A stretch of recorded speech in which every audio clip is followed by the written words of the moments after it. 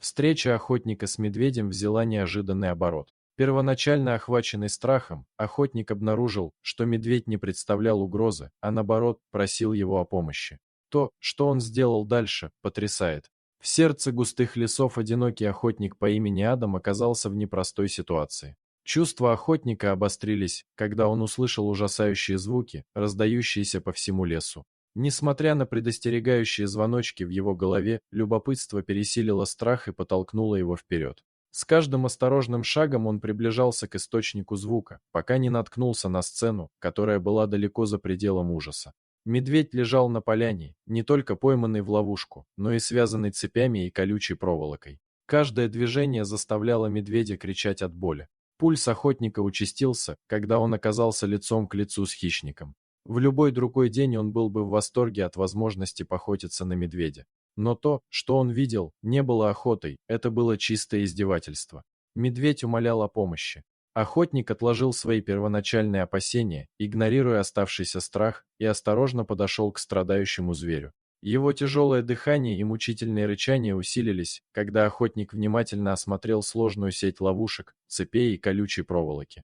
Стало очевидно, что одного акта доброты будет недостаточно. Ему нужно было разобрать ужасную ловушку с самого начала, что могло занять долгое время. Когда он пытался подойти ближе, медведь совершил мощный выпад в отчаянной попытке защитить себя от того, что воспринималось как еще одна угроза. Тогда Адам сделал что-то потрясающее. Он опустил в свое оружие единственную защиту, которая у него была, и положил на землю. Этот жест разоружения послужил доброй волей, обещанием, что он не хочет причинить вред. Медведь постепенно успокоился.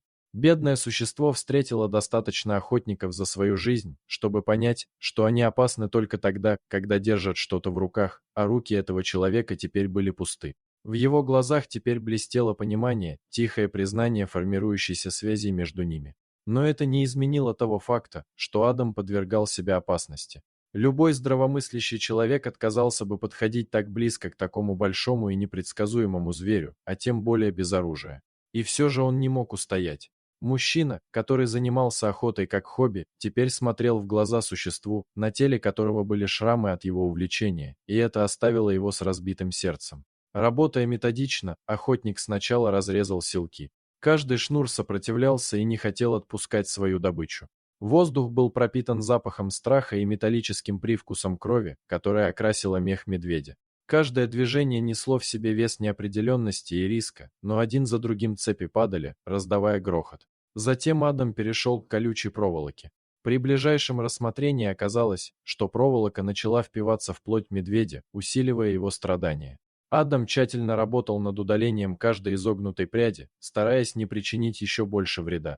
Осознание ответственности, которую он взял на себя, осязаемо ощущалось, но он не мог пожалеть о своем решении.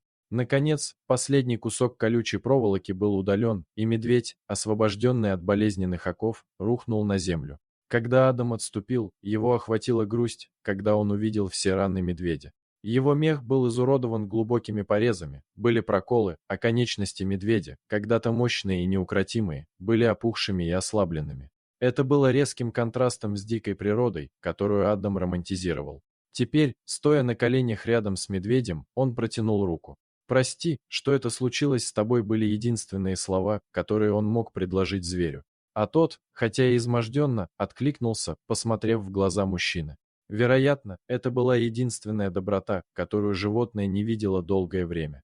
Потребовалось несколько минут, прежде чем медведь был готов двигаться. Адам наблюдал, как животное пытается подняться, но терпеливо ждал. Он не собирался оставлять его в беде, потому что другие охотники в конечном итоге могли бы наткнуться на раненое животное и не быть такими милосердными, как он. К удивлению Адама, медведь доверился ему и начал следовать за ним через лес. Когда они подошли к его уединенной хижине, Адам достал телефон и набрал номер местной клиники дикой природы, умоляя о срочной помощи. Клиника быстро направила команду на его местоположение для оценки состояния медведя. Когда команда спасения дикой природы прибыла, они немедленно успокоили медведя и тщательно его осмотрели. Команда пришла к выводу, что, вероятно, он находился в этом мучительном состоянии в течение нескольких дней, вынужденный терпеть голод, боль и одиночество. Заражение уже началось, и потребовались швы, чтобы предотвратить дальнейшее осложнение. Без немедленного вмешательства была высокая вероятность, что медведь мог бы потерять конечность. Вместе они осторожно погрузили медведя на специализированный транспортный автомобиль и прибыли в клинику. Там ветеринары и специалисты по дикой природе совместно предоставили медведю необходимую помощь. Раны были очищены, антибиотики введены и швы были нанесены с болезненной точностью, чтобы закрыть глубокие травмы. К ужасу Адама, после завершения работы, специалисты по дикой природе раскрыли тревожную правду. Медведь, как они подозревали, не был изолированным случаем. За последние несколько недель поступило несколько сообщений о других животных, которые получили идентичные травмы. Это были акты жестокости, вероятно, совершенные одним и тем же человеком, который наслаждался причинением вреда. Осознание того, что другие животные подверглись той же участи, возмутило Адама. Гнев, который накопился внутри него, подпитывал решимость не только спасти этого медведя, но и активно добиваться справедливости за совершенные преступления против невинной дикой природы. Человек, который вошел в лес как охотник, вышел оттуда как исцелитель, и в тот момент он пообещал, что больше никогда не позволит таким злодеяниям оставаться безнаказанными. В последующие дни медведь оставался под сильным седативным препаратом и находился под тщательным наблюдением в клинике. Его состояние улучшалось с каждым днем, благодаря неустанной работе ветеринаров и специалистов по уходу за животными. Адам регулярно посещал его, и каждый раз, когда медведь его видел, в его глазах появлялся свет узнавания. Эти визиты стали своего рода лекарством не только для медведя, но и для Адама, исцеляя его душу и давая ему новую цель в жизни. Вдохновленный своим опытом, Адам начал активно участвовать в местных организациях по защите дикой природы. Он использовал свои навыки и знания, чтобы помочь в разработке и реализации программ, направленных на предотвращение подобных случаев жестокости.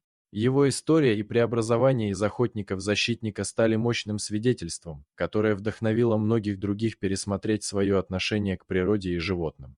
Через несколько месяцев после того, как медведь полностью выздоровел и был готов к возвращению в дикую природу, Адаму предоставили честь открыть ворота его вольера, чтобы выпустить его на свободу. В тот момент, когда медведь медленно вышел из вольера и остановился, обернувшись к Адаму, взгляды их встретились, это был момент тихого прощания, наполненный глубокой благодарностью и взаимным уважением.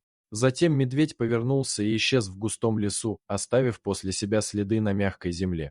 Адам стоял и смотрел, как медведь уходит, пока его фигура полностью не растворилась в лесу. Этот опыт навсегда изменил его, оставив неизгладимый след в его сердце. Он понял, что его путь теперь неразрывно связан с защитой и сохранением дикой природы. С этого момента он посвятил себя служению этой цели, став звеном между человечеством и природой, стремясь к гармонии и взаимопониманию.